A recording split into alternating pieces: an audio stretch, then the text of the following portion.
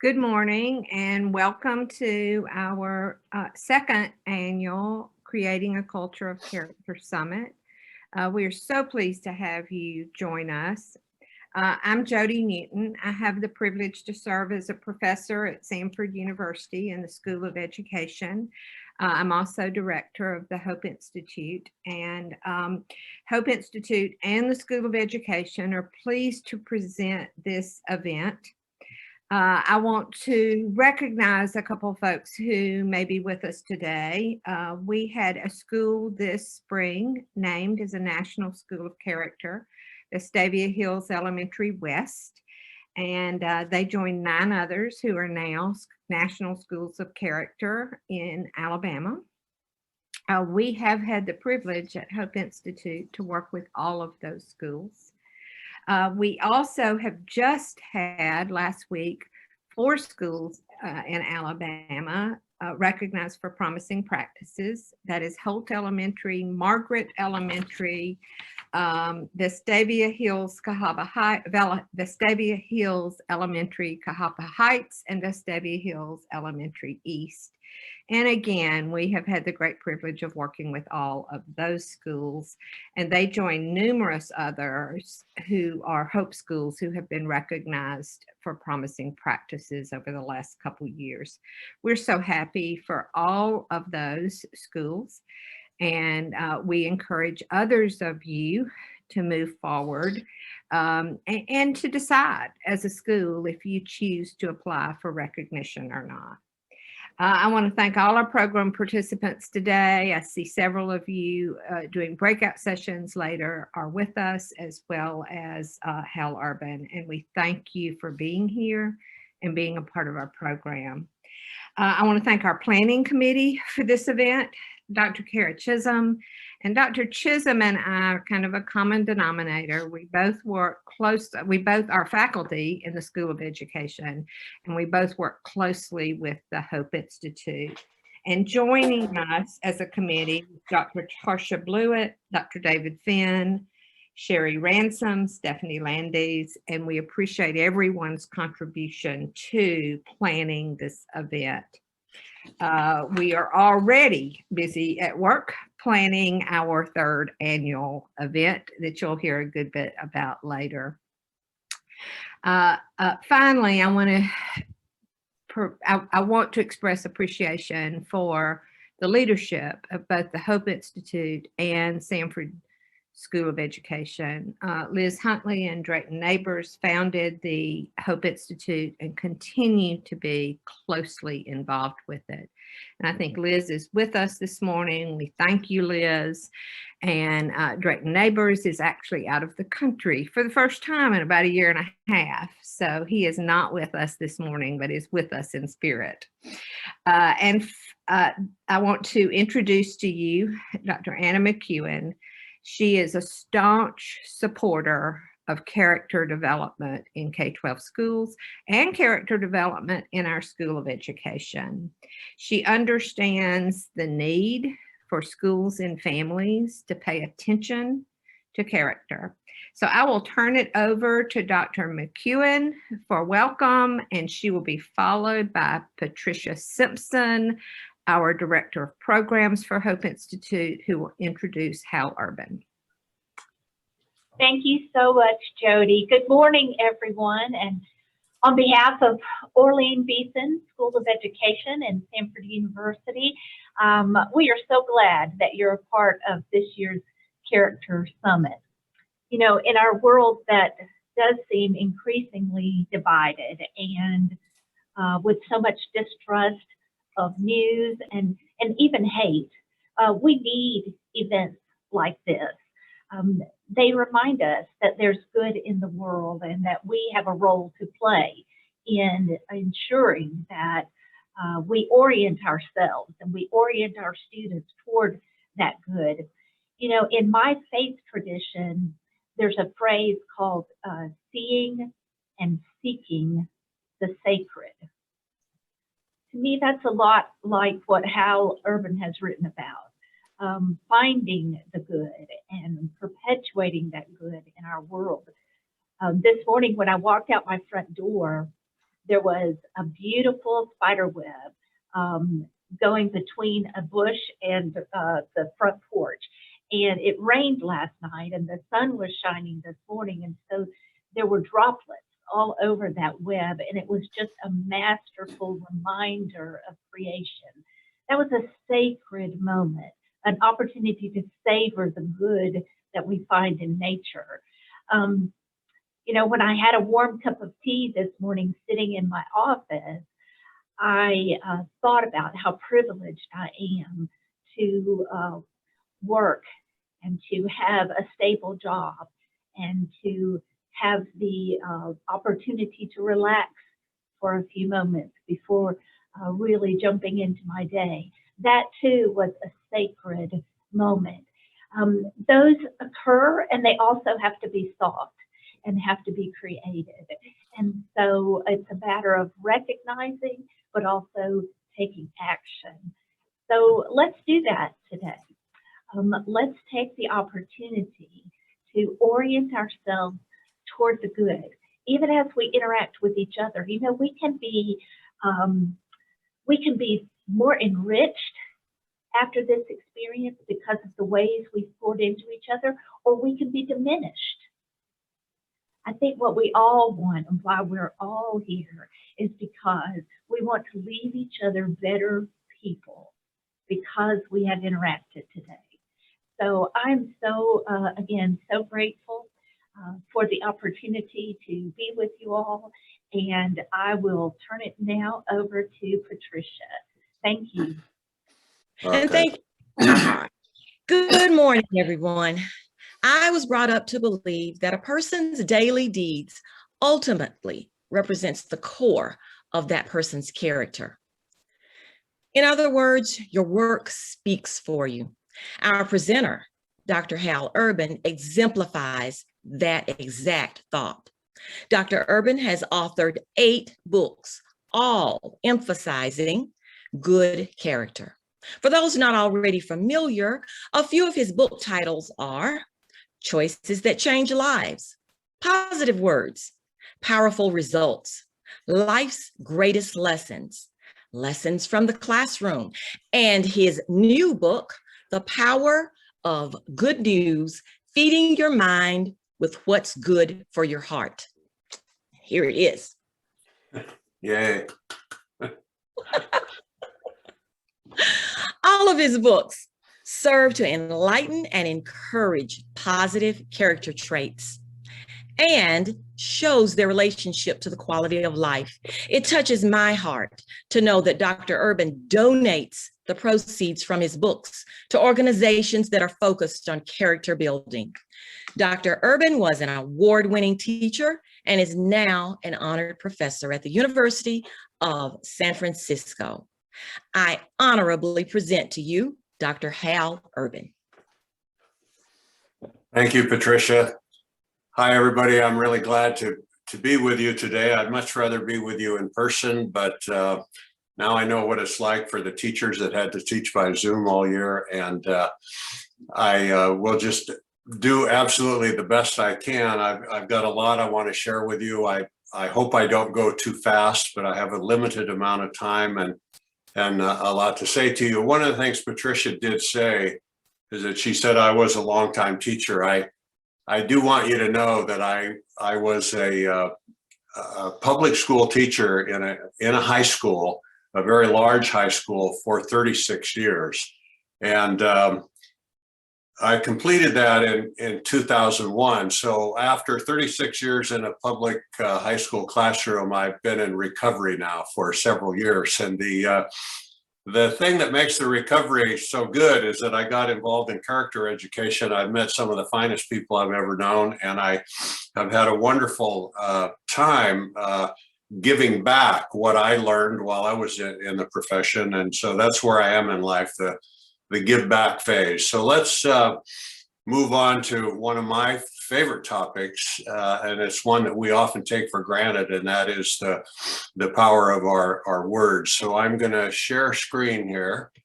So anyway, this is the title, my presentation today. Now, if you were paying close attention when Patricia was introducing me, she said the title of one of my books is Positive Words, Powerful Results, and that's exactly what this is. And as I say, it's one of my favorite topics. The subtitle of today's presentation is Simple Ways to Honor, Affirm, and Celebrate Life. We can do that with the words that come out of our mouth, and we can teach kids to do the same thing, because as we know, a lot of the opposite thing is coming out of the mouths of kids and other adults around them these days. In this first presentation, I have two goals. I want to make you aware of them. Number one is to increase your awareness of the power of words. I think all of us know that words can be very, very powerful, but as I'll mention in a minute, because we have grown up with words as part of our life, we tend to take them for granted, and they're actually more important than we are conscious of. The second goal is to offer a few suggestions for using words that enhance your life and the lives of others. And this particularly applies to education, but it obviously applies to your personal life and your social relations and everything else. So I want to give you a little history how I got into this thing about words. It involves a couple stories that are really significant in my life.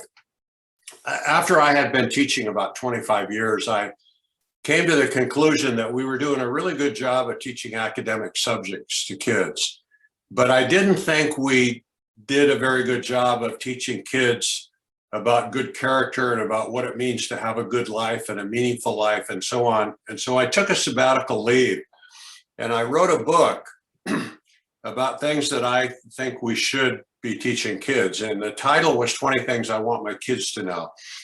The kids were my kids at home. I had 3 boys that I raised by myself. And the other kids were my students who were a little bit younger than my kids at that time. They were my high school students. And so the subtitle was Passing On Life's Greatest Lessons. And it's dedicated to my sons. And so this is what I wanted them to know. Well, the book, much to my surprise, because I was an unknown teacher and unknown author, obviously, but the book caught on like crazy. And it caught on. One of the big corporations that discovered it was Microsoft back in its early days. And the head of Microsoft personnel wrote me a letter. This is back before the days of email. And he said, this is not a kid's book.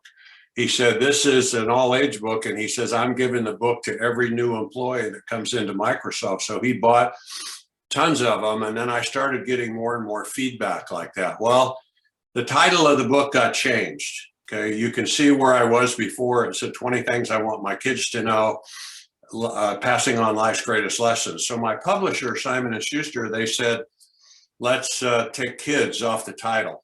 We don't want people to think it's a parent's book or a little children's book. And so the kids got taken off, but to me, it'll always be 20 Things I Want My Kids to Know, but it's now called Life's Greatest Lessons. And the subtitle is 20 Things that Matter. Okay, now as the book industry, as I learned as it worked, if you write a book and it does really well, the first thing they want to do is to sign you to a contract to write some more books. And so that was, fortunately for me, that was what happened. And they said, well, can you take one of the chapters out of Life's Greatest Lessons and build it into a book? And I said, absolutely, because there was one chapter I wrote in that book where I wanted to say so much more, but I wanted to keep the chapter short. Chapter 10 in Life's Greatest Lessons is Kind Words Cost Little but Accomplish Much. And it was about the power of words. And I had a couple of experiences that really enlightened me about the power of words. And so I decided to write a whole book out of it. And so this was my second book. Again, the title of today's presentation, Positive Words, Powerful Results, Simple Ways to Honor, Affirm, and Celebrate Life. And again, as Patricia said, I'm not promoting these books so I'll get rich. Since 2012, I have given all my profits from sales of books back to character education. And so that's the same thing obviously that I do today. So anyway, that's our that's our title and subtitle. Now I want to give you a little more history. I want to give you a little background on what people throughout history have said about the power of words. I don't know how many of you are familiar with the name Will Durant. He died in 1981. He is considered the greatest and most prolific historian, literally, in the history of the world. His most famous book is called The Story of Civilization. For that, he won the Pulitzer Prize, excuse me, and he won the Presidential Medal of Freedom. Now, in case you wondered about that book, this is a picture of it. It is not one book. It is 11 volumes. It's more than 10,000 pages. He worked on this for 50 years, 50, and he had 2 more volumes that he was going to write, but unfortunately he died and was not able to finish. But that's, I always think how hard it is. It takes more than a year to write a book, and then I think of him working 50 years on a book. But anyway, it's the definitive history of the world. Now, a few years before Will Durant died, there was a journalist who was given an assignment to write an article about the 10 greatest achievements of the human race. And he had just come out of college, and he said, well, how do I know what he says, I'm young, I don't know anything. And his editor said, well, one of the challenges of the assignment is to find the best source possible. And he snooped around and he found out that Will Durant, who lived in Los Angeles at the time, knew more history than anybody. And so he was going to go to him and say, Dr. Durant, what are the 10 greatest achievements in the history of the human race? And he met him and he asked him that question, and Will Durant kind of laughed and he said, no, by the way, he said, I would like them in the order of importance. Now imagine that. If I asked any of you right now to, with a piece of paper and pencil, pen, write down the 10 greatest achievements in the history of the human race and then put them in order of importance, that's quite a challenge. But it's actually kind of fun to think about what are some of the greatest things that have ever been done. So this is basically the question that was posed to Durant. What was the greatest achievement? But again, it was posed as, we want number 1, but we want to see what the other top 10 are also. Okay, now if I was in a live audience, I would ask for people in the audience to say, hey, throw out a word, tell me something that you think is one of the greatest achievements in the history of the human race. So what I'm going to do with you today is I'm going to share some of the answers that I have received over the years. Here's 5 of them right here: the wheel, the printing press, science, agriculture, education. Here's 5 more: electricity, automobile, telephone, airplane, television. You think of those, you think, what would life be if we didn't have one of those or any of those? So I thought they were all really pretty good answers along the same way that, most people think. A few others, I've got many of them, but human rights, democracy, the computer, the internet, DNA. Okay, now, excuse me, because I like to have fun when I'm speaking to an audience, and I speak to a lot of faculties and I speak to a lot of parents organizations, I thought, is there a difference between what men consider the number 1 achievement in the world and what women conceive the number 1 achievement in the world? So I remember, one night I said, okay, men, let me just ask you this. What do you think is the greatest achievement in the world? And here's your answer in a picture. Sports, that all men love sports, and that wasn't one of Will Durant's answers, but it was the men in the audience. And I've done this several times and it always comes up: sports. Now, this is just a kind of an addition to it. Sports are always better with a particular thing, and they get that one too. It's always better with beer. Now, let's go on to women. Okay, again, a crowd of women, and I say, what is the greatest achievement in the history of the human race? And here, the answer that I've received most often is either shopping mall or shopping. Okay, so here's some happy ladies doing their shopping. Now, with sports, it was something goes with sports that makes it better. With shopping, it's better without something. And the without something is without their husbands, because they can have a lot more fun and they're not listening to the husbands complain. Okay, now I taught teenagers, and teenagers always complain that you make them think too much. And so excuse me, I didn't want to tax them too much. So instead of asking them to list their top 10, I asked them to list their top 5. And here's pretty much universal every time I've done this with teenagers. This is their top 5 developments in the history of the human race. Bed, TV, car, phone, and pizza. That's all they need to be completely happy. All right, now let's go back to Mr. Durant. I almost said Kevin Durant because I'm thinking basketball. Kevin Durant, of course, plays for the Brooklyn Nets, but he's no relation to Will Durant. But anyway, when Will Durant answered the question of the young man about the top 10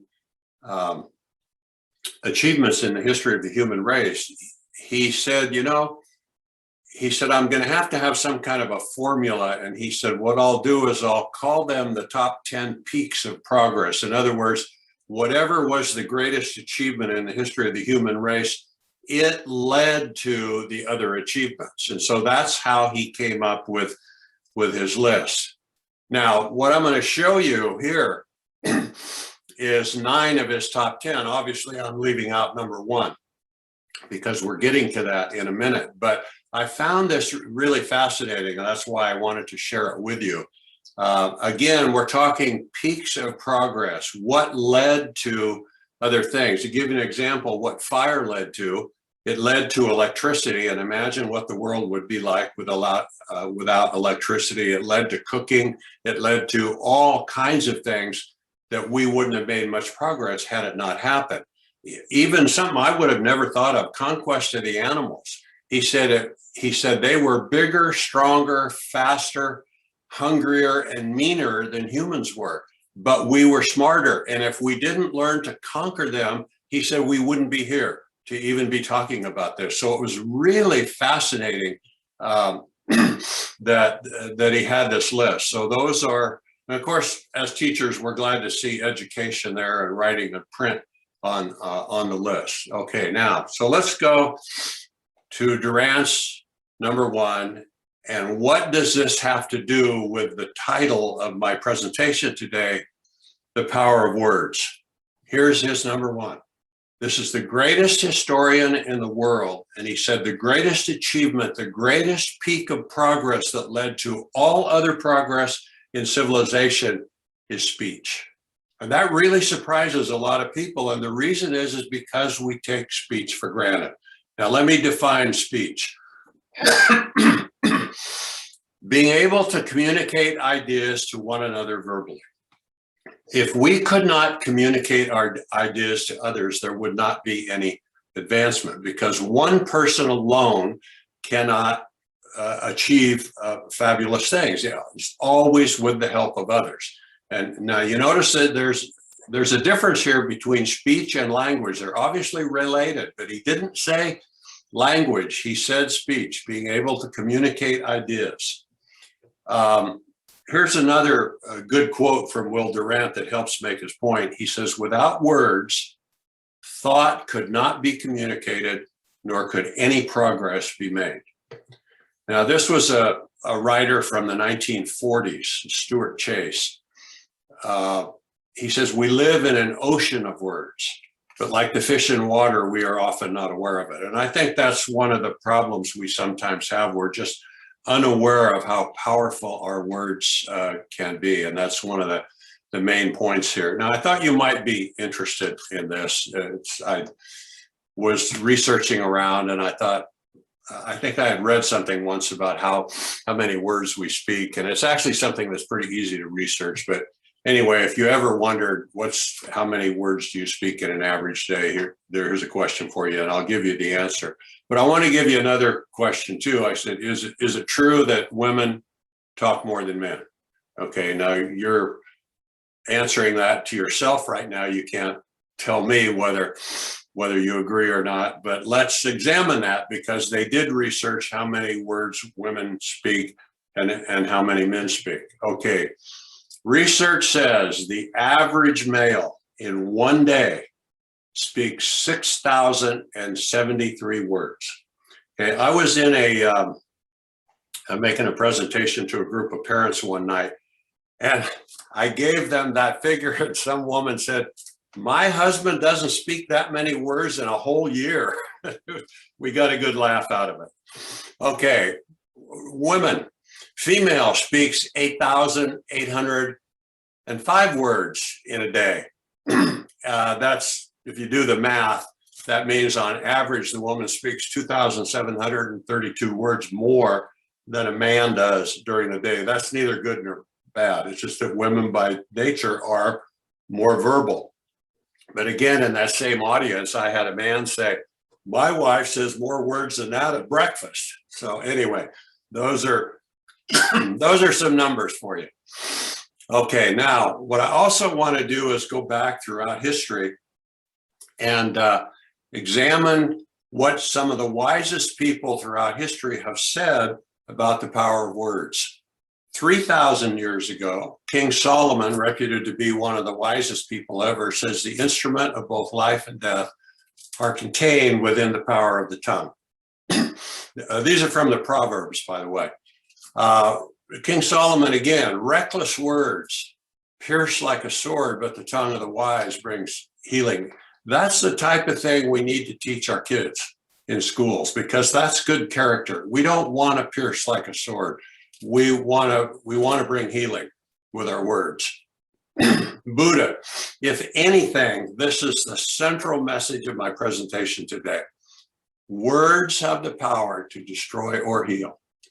When words are both true and kind, they can change your world. And I'm going to tell you a story in a minute about a wonderful friend of mine that changed my world because of what he taught me about words. Okay, here's another one. Do not let any unwholesome talk come out of your mouth, but only what is helpful for building others up according to their needs, that it may benefit those who listen. Now, isn't that great advice for an educator, for somebody who spends all day with kids? Build others up according to their needs. St. Paul said that. If you're looking for a specific Bible verse, it's Ephesians 4:29. But excuse me. But anyway,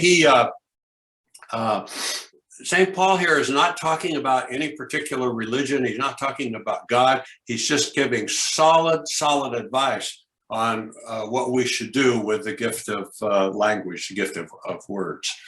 I've always got a kick out of this. I thought it was nice, and I love Mark Twain. He was very clever. He says, "I can live for 2 months on one good compliment." I would have to say, though, that I would disagree a little bit with that, because I think one good compliment, depending on what it's about, lasts a lot longer than 2 months. And Mother Teresa says the same thing. She said, "Kind words are short and easy to speak, but their echoes are truly endless." And you know, when I wrote my book, Positive Words, Powerful Results, you know how sometimes you open a book and there's near the front, there's a page there and it just has one quote on it. And that's really what the book is all about. This is the quote that opens that book, the quote by Mother Teresa. Now, one of my all-time heroes in life, and I still kick myself for not going to meet her, figuring a way to meet her, but I loved Maya Angelou. And she had an understanding of the power of words as much as anybody. So here's one of her greatest comments on words. Words go into the body, so they can cause us to be well and hopeful and happy and high energy and wondrous and funny and cheerful. But then she reminds us that the other things that words can do, they can cause us to be depressed. They get into the body and cause us to be sullen and sour and depressed and finally sick. You know, some of the words on social media do this to kids and they end up committing suicide. And that's one of the reasons why in schools we have got to emphasize with kids the power of words, especially positive ones. Okay, as I complete my introduction of words, I want to talk about the three types of words that I taught my students about. The first one is neutral. In other words, it's not positive or negative. It's just basically you're exchanging information. I ask you for directions on how to get to a certain place. You give me the information I need and I go. It's not positive or negative. It's just neutral. It's information. But the other type of word that I want my students to be aware of is toxic. I use toxic instead of negative or instead of bad because I think it's a more powerful word. I used to always tell my students, don't spray poison in the atmosphere of my classroom. And that meant don't say mean things, don't swear, don't gossip, so on, because it just destroys the atmosphere. It's like spraying poison. And the third type is what we want to teach our kids is to use nourishing words. What does nourishing mean? It means helps and stimulates growth. Okay, I want to remind you too that in addition to the words we use, depending on the circumstances, there are two ways that we can affect our words. There is such a thing as nonverbal communication.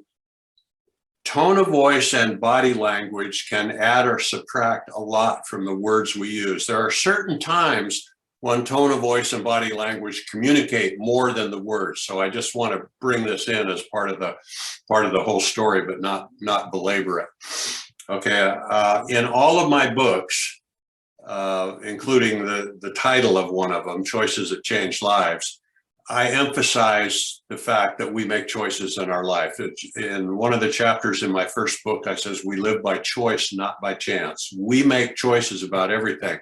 And if that's true, then every word that comes out of your mouth is a choice. They don't come out by accident. They come out by choice. Okay, so if these words come out, whether they're good or bad, where do they come from? And here's the answer. They come from what's stored in your heart. That's age-old wisdom too. It goes all the way back to Confucius and Buddha. It's mentioned in the Bible. It says that which is stored in your heart comes out of your mouth. What comes out of your mouth is the overflow of what's stored in your heart. So as we think about our language, we have to ask ourselves, okay, what is it that's stored in our heart? Now, this book has already been mentioned. This came out less than 4 weeks ago. And basically, this book is about storing positive things in your heart. The power of good news, feeding your mind with what's good for your heart. And if my goal in writing this book is to give people ideas how to make sure that their mind is full of positive things. And this is particularly true of teachers. Okay, now let's go back to choosing your words. I'm going to mention this again in my breakout session. So I'm going to be kind of short on it here. There's a chapter in my book called Lessons from the Classroom, 20 Things Good Teachers Do. And it says, good teachers protect the atmosphere from toxic words. And that's on day one, I started in on that with my kids. I said, I don't want to have an atmosphere that you feel uncomfortable in or bullied or whatever. And again, I'll explain that in more detail. My classroom always had a lot of what I call visible reminders. And I had two of this. I had a big poster on the wall. Excuse me. I had a big poster on the wall that had this. And I said, when you look upon this, think upon your words. Do you want to spray poison in the atmosphere of the room? And I also had a can of poison on I had a white chalkboard and then well, it wasn't a chalkboard, but a whiteboard. And then there was a tray down below there. And I had a can of poison that just sat there. And I said to the kids, this is your reminder. Every time you look at that poison, say, I don't want to spray any in the classroom. Okay, or are they nourishing? I have another chapter in the books that says good teachers nourish the atmosphere with kind and affirming words. Okay, here's my symbol for nourishing. What's this little boy doing? He is nourishing those flowers. And if you apply it to the brain, in the can are words, and there's the brain. So again, trying to go fast, but that's the point about toxic and nourishing. And again, I'll develop it a little bit more in the breakout session. This story here is one of two stories I'm going to tell you in this presentation that is really the heart too of the presentation. These two friends were both colleagues at the same school at the same time. Okay. I'm going to call the number one friend the mentor.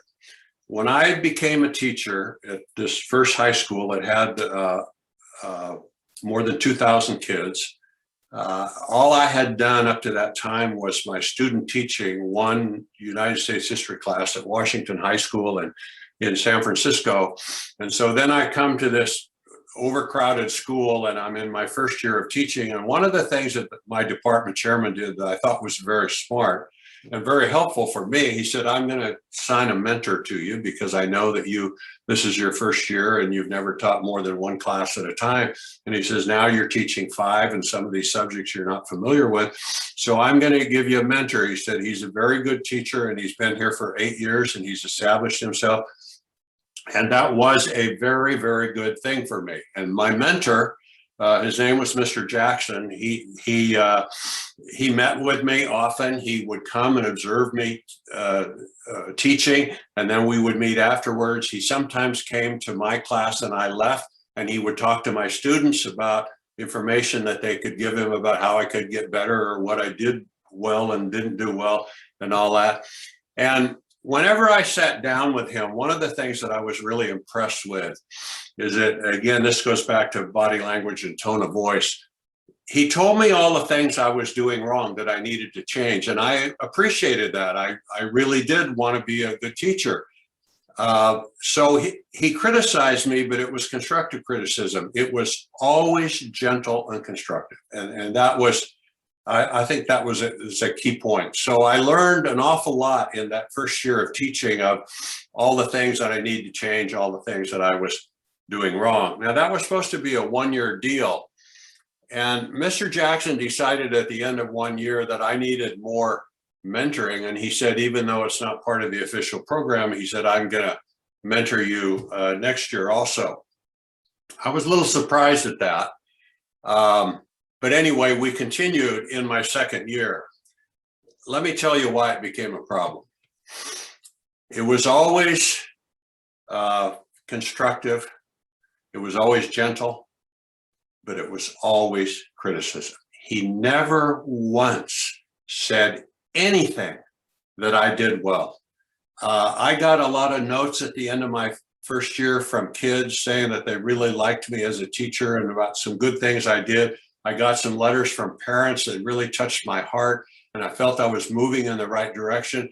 Here I am in my second year of teaching, and this guy, even though it's gentle, he's always telling me what I'm doing wrong. And to tell you the truth, it wore me out. I think some parents do this with their kids. My dad was this way. He never once told me anything I did right, but he always caught me doing things wrong. And so this just beat me down, and eventually the mentorship thing ended. Okay, let's go to the second friend, the second colleague. And I'm going to be more open about exactly who he was. His name was Tim Hansel. Some people do know of Tim because he wrote some pretty good books, and you might Google the name. Whenever I see that 2009, it makes me sad because we were about the same age, and he died about 12 years ago. And I remember going to his funeral. It was one of the most joyful celebrations of life that I've ever been to because he touched so many lives. But what attracted me to Tim when he transferred into the school is that whenever I was around him, everything that came out of his mouth was positive. This is a picture of Tim.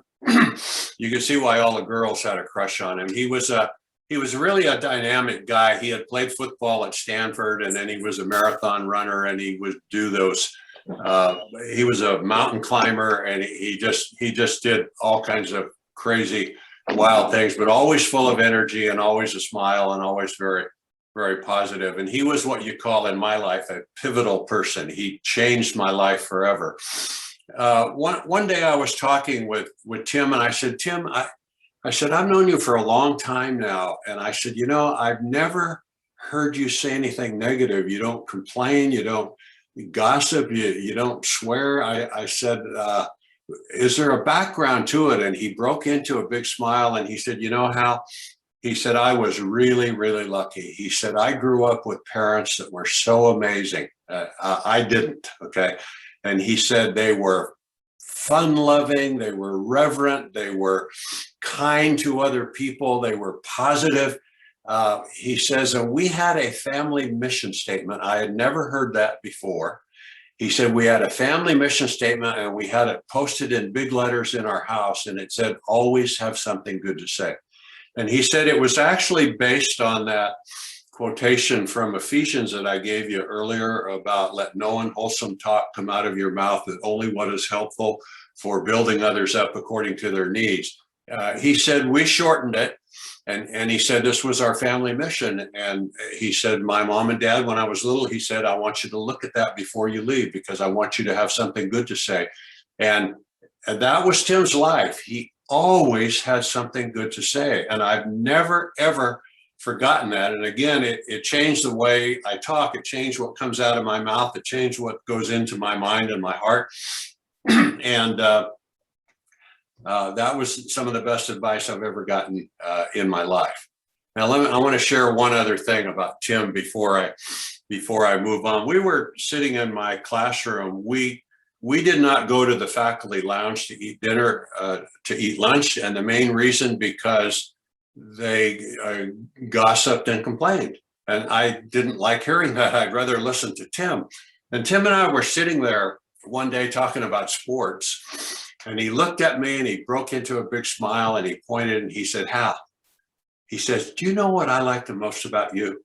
And you know, no one in my lifetime had ever asked me that question before. In fact, to tell you the truth, no one in my lifetime since then has ever asked me that question. It is an incredible question to ask people, because you're going to have so much fun and you're going to make that other person feel good and you're going to feel good.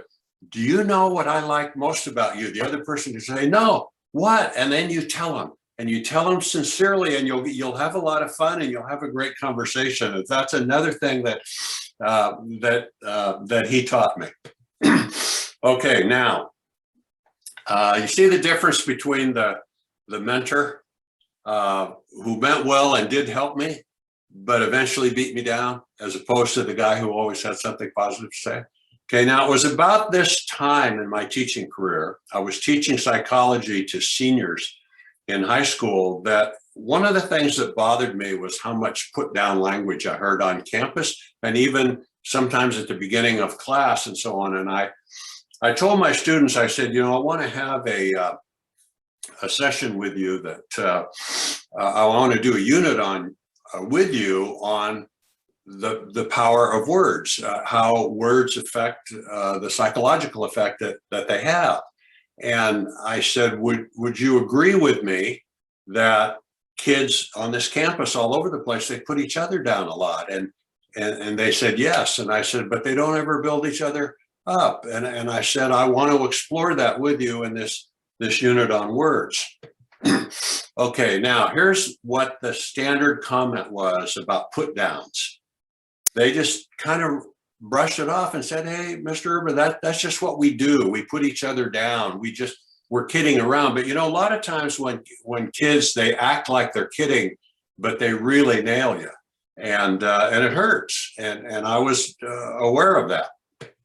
So I said, well, what about compliments? How about we compliment each other instead of tearing each other apart? And these are two of the answers I got. Oh, that would be awkward and phony. Yeah, and it would be embarrassing too. That was really their impression about it. So it ended up, we had a long discussion about it. And I said, do you think it would be worth exploring if we talked about building each other up instead of tearing each other down? And they said, yeah, and so on. I said, okay, tomorrow, I said, we'll start in on it. And as it turned out, tomorrow wasn't for me to be in school because a good friend of mine had died and I was going to the memorial service, and I had forgotten when I was having that conversation with the kids. So I do want to tell you what happened at this particular memorial service, because it really fit in perfectly with what I was doing with the kids. Now, believe it or not, this is the actual church that this story occurred in. I live in Redwood City, California, which is 25 miles south of San Francisco, and we're in Silicon Valley. And then just south of Redwood City is Menlo Park, which is the home of Facebook and some other, and Redwood City is the home of places too. But anyway, at the time, this church was known as Menlo Park Presbyterian Church, and my friend had been a member there. And it was a big church. And I went to the service, and this man, his name was Bob, and he was well known in the community. Everybody loved him. He was just one of those guys that seemed too good to be true, and so on. And so anyway, I go into this church. I'd never been into it before. There were a lot of people, and my wife and I went way up to the front here, and we were on the left side, about 2 in the second row. And we're waiting for the pastor to come out. Now you'll see 2 doors over here on the right. You'll see the one with a little green exit side and then one that's a little bit higher. Well, he came out that higher door, and he came out there. I forget what it's called, but that elevated part, he came out on the elevated part. There was a podium there. He took the microphone off the podium. It was cordless, and he walked right down here to the front, below the steps, and he looked at the big crowd for the memorial service. And I'd never seen him or heard of him or anything, but he broke into a big smile, and he said to everybody, he said, "Do you know what today is?" He said, "Today is a day of great celebration." He said, "We are here to celebrate the life of Bob, and he said, let's start the celebration now and give it all we've got." And he was, man, I've never been to a memorial or funeral service that started this way. He went back up to the podium and he read 2 scriptures, and both of the scriptures were kind of descriptive of the kind of life that Bob had. And we had been in the church probably 10 or 12 minutes, and it almost seemed like it was coming to a conclusion. I thought, no, that can't be. That there's a whole 1,000 people here, and or more, and it can't be over. So then he walked back down to the audience, and he had his cordless mic, and he said, "Now I left my part of this service short because I want you to complete the celebration." He said, "All of you are here because you loved and admired Bob." He says, "I want you to share with other people in this room today what Bob did for you," and so on. Now, you know what the number one fear of everybody in life is speaking in front of a large audience. Well, everybody just for a minute froze, and you could just sense the silence in the room. But fortunately, somebody broke the ice, and he happened to be standing right next to me. And so he raised his hand, and the pastor came over and handed him the mic, because he said to everybody, "Speak into the mic so we can hear you." And he paid this beautiful tribute to Bob. Now hands are going up all over the church, and that was the rest of the service. And people were telling funny stories. There was a lot of laughter.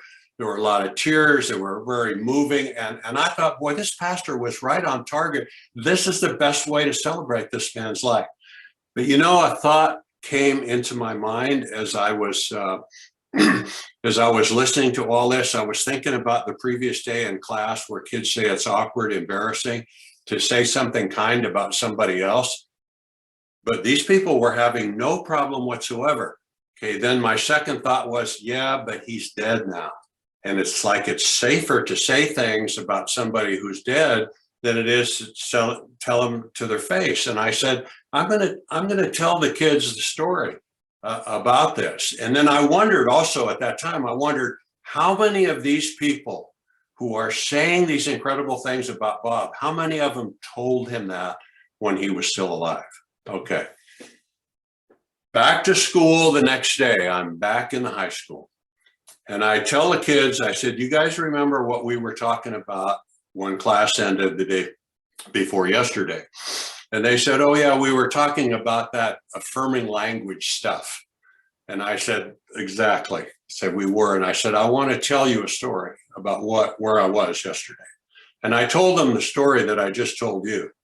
And I said to them, I said, how many of those people do you think told Bob those things when he was still alive? And they were all shaking their head no. And they agree. I said, I agree with you. I said, I'll bet they didn't. I said, what I want to do is have a discussion with you about how we can change that in our lives, starting with this class.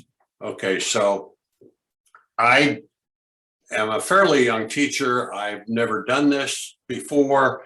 And I just threw out a question. I says, anybody have an idea about how we can get people to say nice things instead of put each other down? I had a girl, I'll never forget her. This was back in the early 70s, I think. She was sitting in a back seat. Her name was Nancy Custodio. And seniors in high school don't do this, but she looked like a third grader doing it. She raised her hand and she went, oh, Mr. Urban, I've got an idea. I know how we can get kids to say nice things about each other. Man, I was really surprised. And I says, whoa, Nancy. I says, let's hear your idea. And she said, bring a casket into the classroom. She said, put it up there in front. Mr. Urban, she held up a yellow highlighter. She said, you be the pastor. And she says, we'll take turns getting in the casket. And then you say, what would you like to say about Nancy before we bury her? Now, usually, I can't hear you, but usually people are laughing because this would be such an unusual thing, and you get a picture of a casket in a classroom. And I didn't know, when Nancy was saying this, I didn't know, is she serious or is she joking or a little bit of both? And I didn't want to discount her idea. I asked for ideas, but I also did not want to have a casket in my classroom. And I'm going through mental images of there's a casket in my classroom and every kid in school hears about it and comes down to check it out, and all kinds of bizarre things would happen. And I realized right then, there's not going to be any casket, but I thought her idea was a really good one. And so this is the way I tried to get out of it. I said, well, Nancy, I said, I really appreciate your thought. I really appreciate idea. I said, but the problem is, I said, I don't have any idea where I'd get a casket. Big mistake. As soon as I said that, I looked at the kid sitting right in front of me. Nancy's in the back seat. Walt Bergler was his name. He was sitting in the front seat. And I will give you one guess as to what Walt Bergler's dad did for a living. Yes, he was a mortician. And as soon as I said, I don't know where we'd get a casket, Walt looks up at me kind of casually. He raises his hand like this. And I said, Walt, and he said, that won't be a problem, Mr. Urban. Which model do you want? And oh my gosh, then we got sidetracked and the kids wanted to know about caskets. We have a morbid interest in death and things related to it. And so I said, okay, time out. I said, let's go back to the original point. I said, can we do this without any props? Can we learn to build each other up instead of tearing each other down? And the answer was yes, and we went to work on it. And we struggled at first, mainly because we're always awkward doing something for the first time, but we did it, and we got there. And I was always really proud of the kids in that class. We had a fabulous discussion. And the next day they came into my class. I mentioned I was big on visible reminders and I made signs all the time. They saw this sign in my class the next day. And I kept that sign in my class for the rest of my career. I had, in fact, I still have a whole bunch of them. I have them laminated. I give them out to schools, but every teacher in the country should have that sign, as big as they can make it in the classroom. No put downs, compliments spoken here.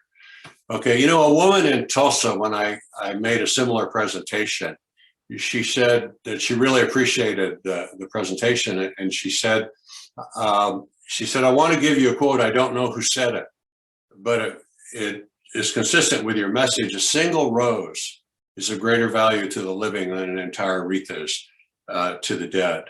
And that night when I went home on the plane, I was still teaching then, I changed it a little bit. A single kind word is of greater value to the living than hundreds of kind words at that person's funeral. And it's something that we should really think about, especially for the people that we love. Advice from two experts. I think I'm going to make it on time here. I'm just going to give you some reminders now. Zig Ziglar was a fabulous motivational speaker out of Mississippi, and then he finished up in Texas. But he had a great phrase, be a good finder. He says, we find what we look for. Look for the good, you'll find it. Dale Carnegie wrote How to Win Friends and Influence People. He said, give the other person a good reputation to live up to. You do that by catching them doing something right instead of catching them doing something wrong, and then tell them that they did it right. I'm going to build on that in my next session too. Okay, here's one that you can use in your families that gets a lot of positive words going. This is a question I ask my three boys every night at the dinner table. What was the highlight of your day? It got them to think about all the good things that happened that day, and then what was the most fun thing or the most entertaining thing. And they asked me the same question, always nourishing the atmosphere. Okay, now I want to tell you a couple jokes before we wrap up here, because words can make us laugh, and laughter is really healthy. You know, when my book was still called 20 Things I Want My Kids to Know, I gave a talk up in Sacramento. That's up from where I live. I gave a talk in Sacramento, and the school bought a class set of the book, 20 Things I Want My Kids to Know. And there was one teacher up there, she had a fifth grade class, and she had them read the entire book over the course of the year, a little bit at a time. And then at the end of the year, she had mentioned that she had met me. And so one of the kids said, oh, that's cool. Can we write him a letter? And so what ended up happening, every kid in that class wrote a letter to me about what they got out of the book. And one little girl, she's not trying to be funny, she said, I think I've become a better person since I read your book. She said, and my mother thinks so too. She is young and very pretty and educated. She said, are you single? And I did write back. I told her I was too single and I was too married for her mom, but I appreciated the compliment. Church bulletin. This is near my high school. There was a guy that had a marquee outside the church, and he always had, the week before his sermon, he would put the title of his sermon on the marquee so you knew what he was going to talk about, and it always rhymed. So he had, if you're tired of sin, come on in. Then somebody wrote the next day right below that, if you're not, call 364-9286. Okay, hope you got that. I'm going to skip this one for later because we're running out of time, but I do want to ask you a question before we wrap up, and I've got about 1 minute to go here. A happy question before we review. I want you to think right now, or write them down, whatever. Who are the three people outside your family that you most appreciate? And I mean people that are still alive. There must be some people right away that come to mind. If not, think about them later. The three people outside your family living that you most appreciate. Okay, now let me give you some reminders about what I talked about earlier. Number one, words or choices. Are they toxic or are they nourishing? Where words, from what's stored in your heart. So the question is, what is stored in your heart? Two little assignments I'm going to give you. Assignment number one, go 24 hours without complaining about anything. That includes whining, moaning, and groaning. Okay, try it. You'll be surprised at what happens. Go 24 hours without complaining.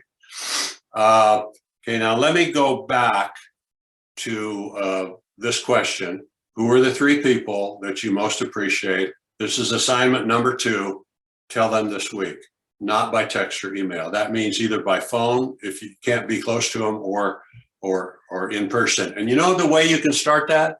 Go up to them and say, or on the phone, say, I want to tell you what I like most about you, and then tell them. Okay, you're going to love it.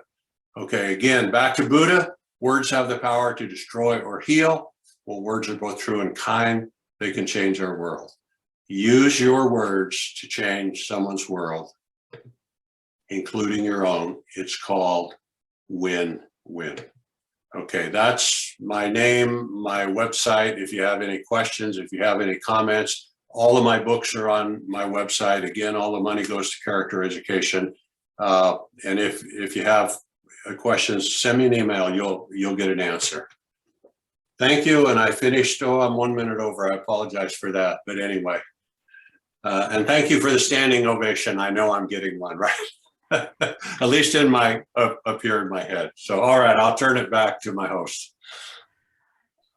Dr. Irvin, thank you so much for spending time with us this morning and just for sharing your wisdom, your experiences, and just reminding us how important our words are and inspiring us to use positive words. So we just thank you so much for that.